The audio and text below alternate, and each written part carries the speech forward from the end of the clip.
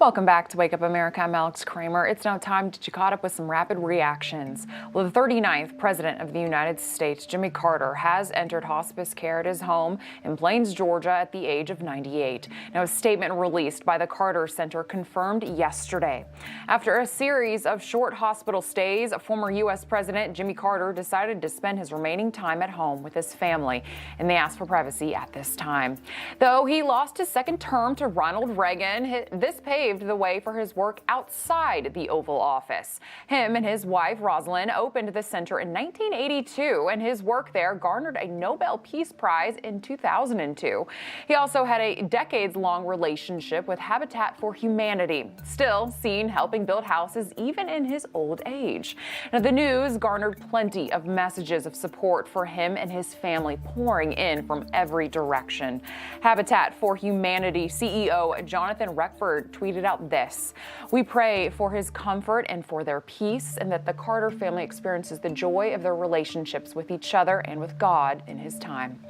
And the Secret Service Communications Director tweeted, "We will be forever by your side."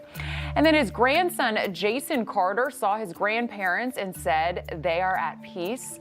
And as always, their home is full of love. And President Biden shared his admiration of his strength and humility. He tweeted, "May you continue your journey with grace and dignity, and God grant you peace."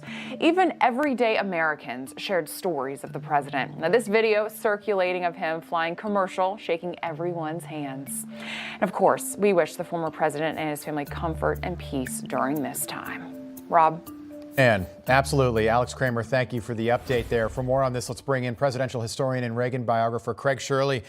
Craig, Carter, born 1924, fought in the Second World War, married to his wife now for 76 years and counting. Jimmy Carter is still alive, by the way. Let's not write off Jimmy Carter. I remember in 2015 when he had cancer, people were doing the same thing they were doing over the weekend, and Jimmy Carter is very much still with us, 98 years old now. What was your reaction to the news that he's now going to seek treatment at home in hospice care in Georgia?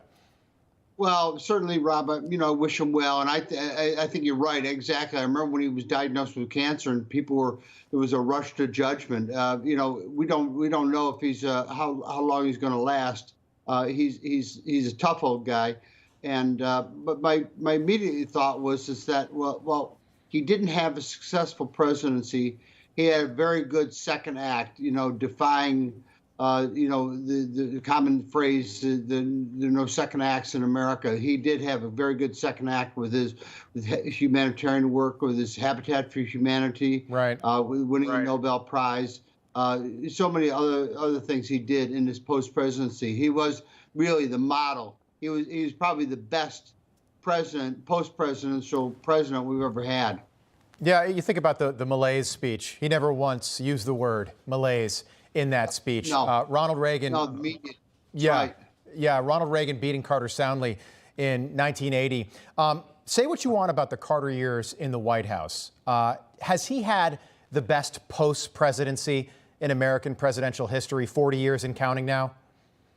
I think so, Rob. I think that, the only post-presidency I can think of that compares to him was Herbert Hoover's. Hoover, after his failed presidency, dedicated himself to public service for the next 40 years and was head of the Hoover Commission under Eisenhower and did a lot of charitable work with food and other things like that. So Hoover had a very good post-presidency.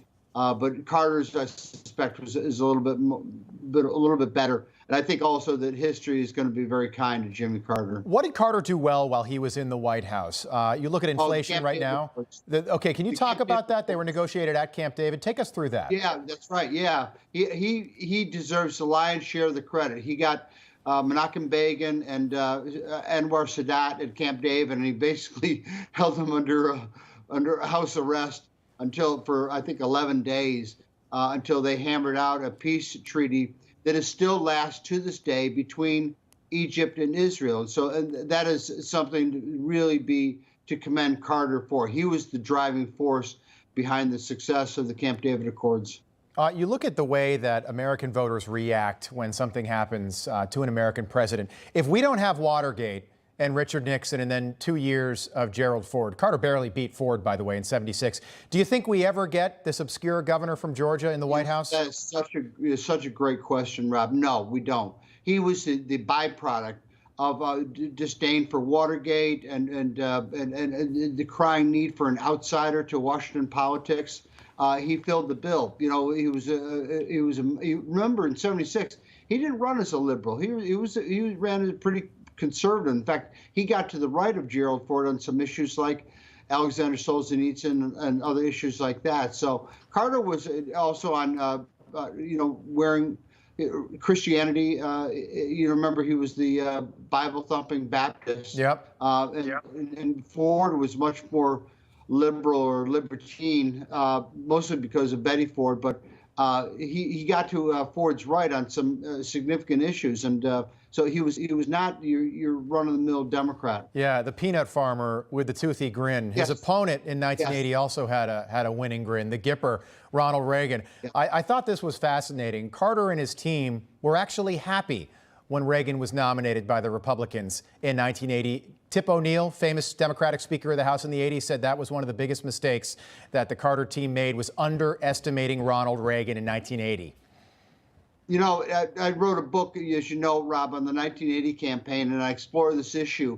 And while Carter's team, you're absolutely right, they thought they would beat the pants off of this former grade B actor with premature orange hair. Right. But Carter himself said it would be a mistake to underestimate Reagan after Reagan got the nomination. So he turned out to be, of course, right. Yeah, I thought it was fascinating. When Reagan took over, he inherited 12% inflation from Jimmy Carter. It's at 6.4% right now, and Americans are at their wits' end. Imagine 12%. A lot of people watching probably remember that. And interest rates at 21%. My goodness, buying a house with that.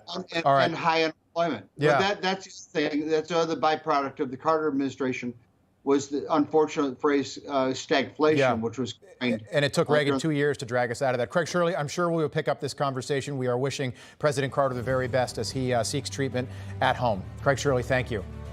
Thank you, Rob.